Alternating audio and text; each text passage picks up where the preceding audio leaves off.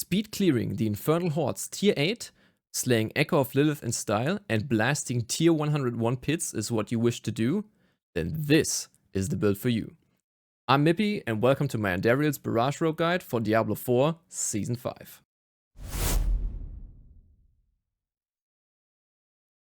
The core piece for our build is Andariels. You cannot play Andariels Barrage Rogue without Andariels, but you can level to 100 and use a pre-level 100 Andariels build if you check out the variants in the planner below. On Andariels itself, we want to masterwork attack speed and have the greater effects on life on hit.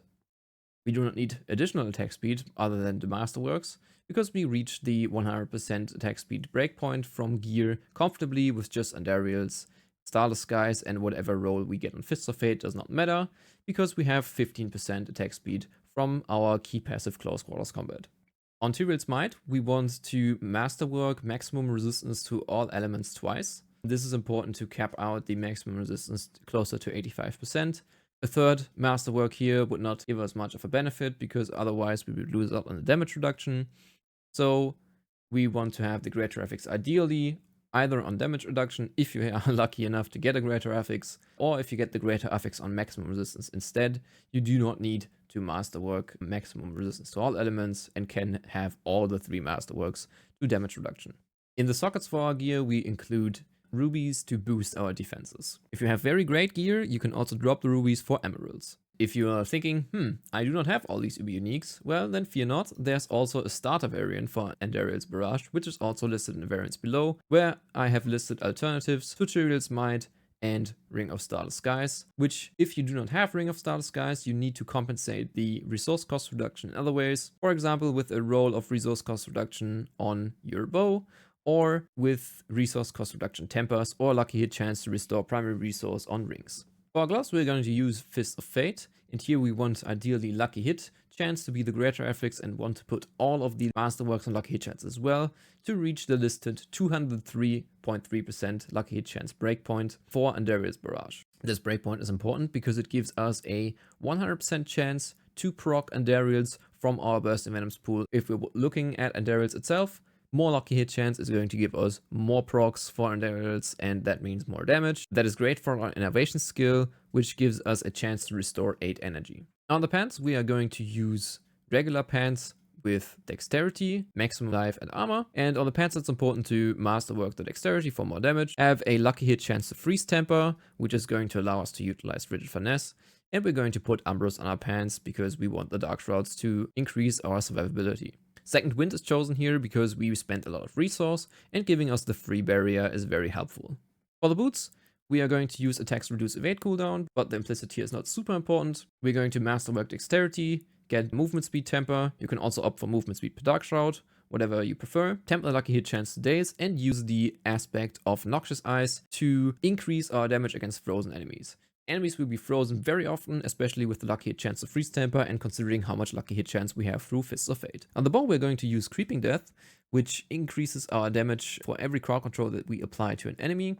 And considering that Fists of Fate can apply every random crowd control in the game, this is very helpful to boost our damage against regular mobs, and it also helps us against then unstoppable enemies or staggered bosses, which also take increased damage. We want to temper chance to cast Barrage twice and masterwork it 3 times to get a total of 100% projectile cast twice chance for Barrage, in conjunction with our dagger where it is tempered as well. Damage per Dark Shroud is the other damage temper of choice here. Damage per Dark Shroud gives us more damage in total than damage to crowd control would be giving us, even though damage to crowd control does scale 10% of its value to our close quarters combat key passive. Damage per Dark Shroud still comes out on top mathematically for an overall bigger damage increase, especially since we basically always have 5 stacks of Dark Shroud given how fast we attack and how much lucky hit chance we have. For the gems, we are going to use ultimate skill damage because we want to scale our no witnesses node from the Paragon, and having ultimate skill damage here is a bigger damage bonus than using damage over time gems, just simply because of the fact that we can basically spam Death Trap every single time when it's off cooldown, and the 10-second duration of no witnesses is long enough for us to spam enough barrages to reset our Death Trap cooldown through preparation. On the amulet, we want to have alchemical advantage, ideally up to 6 ranks. So we have a total of 9 ranks of alchemical advantage, because we need to reach the attack speed breakpoint on the cap 2, which in this case is 85%, combined with the 100% from gear that we have otherwise, to then reach the 11 frames per attack breakpoint for Barrage, which means we can cast Barrage very quickly and gives us more procs for Andariels and more resets for preparation as well. Further than that, we want to use Frigid Finesse for more damage and also unstable elixirs. Damage per dark shot here again, instead of damage to crowd controlled, and trap cooldown reduction is optional, which helps us reduce the cooldown of Death Trap, but if you do not hit this temper, it is not as important. The most important one is the damage per dark shot in this case. We also use branching volleys, and branching volleys here is important because we have the totem from Umbra Crux, and branching volleys allows us to have more Andariels procs, because if we shoot into the totem, the arrows then branch out and also hit the boss and maybe others mobs that are standing around it, and thus gives us more procs from Andariel and also more overall power with our Barrage. Again, the main damage does not come from our Barrage, but instead comes from Andariels, so we do not need to scale up Barrage damage itself. This is only used to have a higher chance of splitting the Barrage arrows and hitting more targets. We are socketing skulls in our jewelry because we are using Tyrael's Might. If you do not have Tyrael's Might, you have to socket regular gems into your jewelry to cap out your resistances as necessary. For more information about this, check out the starter variant or the leveling variants below. As our first ring, we're going to use Ring of Starless Skies. On Starless Skies itself, we want to have the greater affix on lucky hit chance and also masterwork the lucky hit chance. Crit strike chance here is not super important because we already have crit strike chance on Fists of Fate, and we only use critical strikes to gain dark shards, but there's no other use for it in the build itself.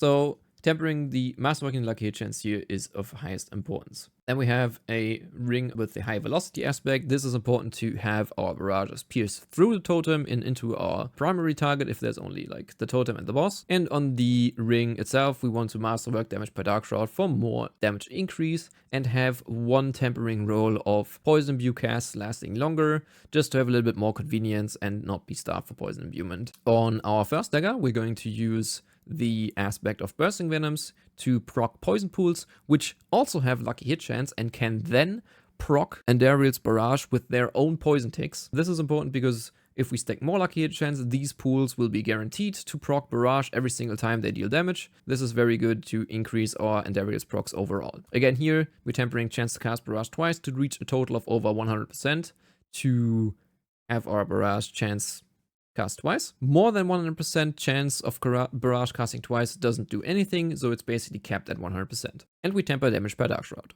Our second dagger is the Umbra Crux, which has now been fixed, and we want to masterwork dexterity on this one. Umbra Crux is very important because we have ranks to innovation on it as well, which helps with our energy economy. And the Shade Totem itself, we don't use it for the damage it deals, but we instead use it as another target for our barrage arrows to ricochet to or from, which then in turn means that we can increase our Andariel's procs because there's an additional target where we can score lucky hits on. You can also use the totem to shadow step towards it for more mobility. For our skills, we're going to use Poison Trap to be able to trigger Umbra Crux and also increase our damage against poisoned enemies. Then we use Dash for more mobility, Shadow Step as a crowd control break and additional stun. Poison Imbuement to be able to proc Bursting Venoms with our barrage and also increase our energy. Death Trap to pull enemies together and activate Preparation and No Witnesses. And Barrage, which is our primary skill, which we spam all the time to apply Vulnerable and have procs of Andariel.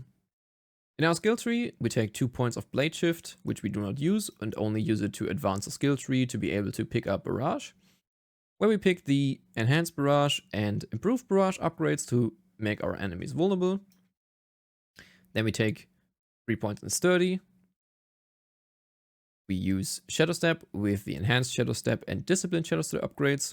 If you're feeling very squishy, you can also use Methodical Shadow Step to increase your damage reduction.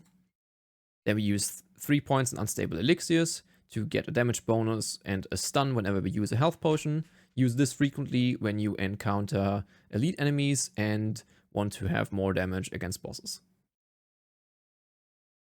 Then we use Dash with the Enhanced Dash and the Methodical Dash upgrade for more mobility. We use 3 points in Agile to improve our dodge chance. We use Poison Trap to trigger Umbra Crux and get more damage against poisoned enemies with the Enhanced and Supporting Poison Trap upgrade. Take 3 points in Exploit and Malice for more multiplicative damage, 5 ranks in Dark Shroud to increase our damage reduction, gain some movement speed and crit chance. Then we have Poison Imbuement here to be able to proc Bursting Venoms and also give us energy whenever we cast it.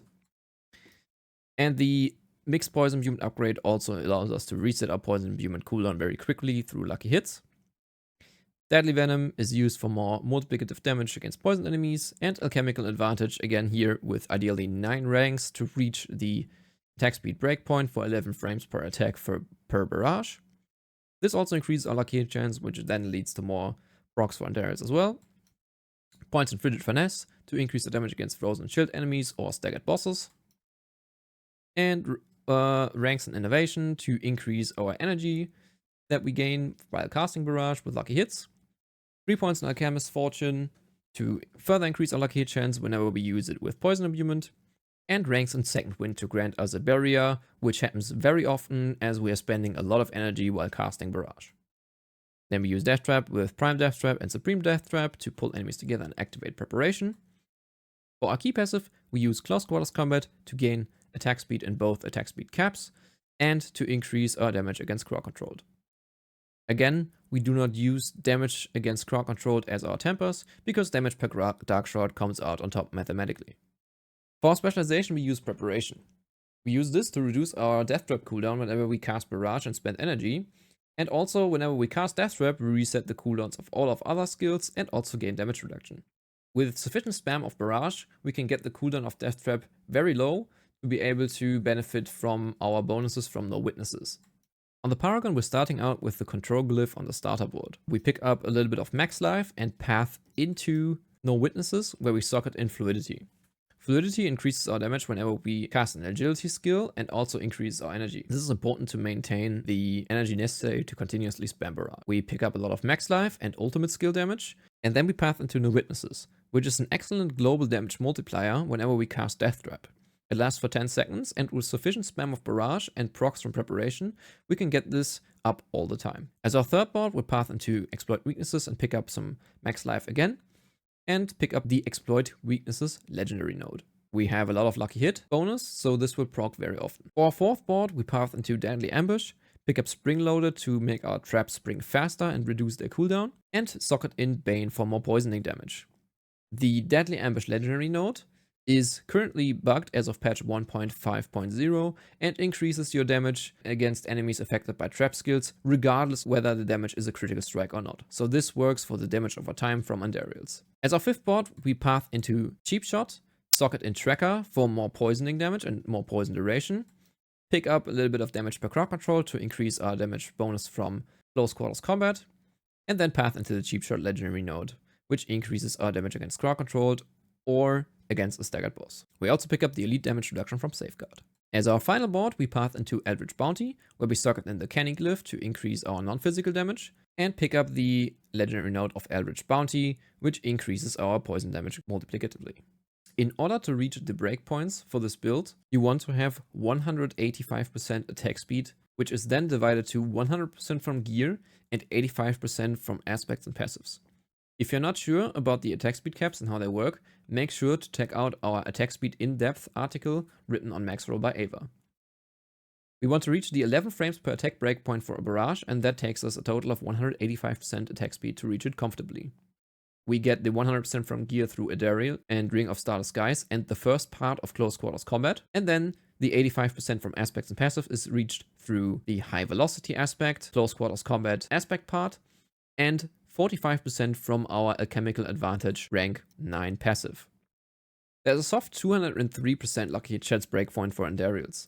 This is used to be able to have a guaranteed proc from whenever Bursting Venoms deals poison damage. In order to reach this, we use lucky hit chance from Fists of Fate, Starless Skies, and Alchemical Advantage to get there. If you can reach this breakpoint comfortably with your current gear, then it's usually better to drink an Elixir of Fortitude, which increases your HP, instead of getting 15% more lucky hit chance. If you sit at over 40,000 HP, you can also opt to drop your rubies in your gear for emeralds for more damage. If you like to level with Barrage, to have a good starting point for getting Andariels Visage later, then you can check out the variants in the planner below, which also has progression steps for how to level up your points in the correct order, and has a Paragon board that is dedicated to playing with combo points plus precision until you can transition to Andariels later on. For the playstyle with this build, you usually want to continuously spam Barrage. Use Poison Imbuement to imbue your Barrage and be able to proc Bursting Venoms, which in turn then also can proc Andariels Visage. Andariels can be procced by any attack and it doesn't have to be a poison one. So continuously spamming Barrage at enemies is the best way to proc Andariels. Use Death Trap whenever it's off cooldown to gain a bonus from no witnesses. This is important because it increases your damage globally. Use Dash for more mobility or to get out of sticky situations, and use Shadow Step to be able to break crowd controls and to move around the battlefield more efficiently as well. Use Poison Trap to knock down enemies and increase your poison damage and proc the Umbracrox Totem. Shoot Barrage arrows into the Umbracrox Totem, which then ricochet into the enemies for more Andariels procs. Remember to weave in Dash or Shadow Step every 8 seconds to activate the bonus from close quarters combat. Alright blasters, that's it for this video. If you have enjoyed what you have seen, I would appreciate a like and a subscribe. And also make sure to check out the written guide, and I'll see you in the next one.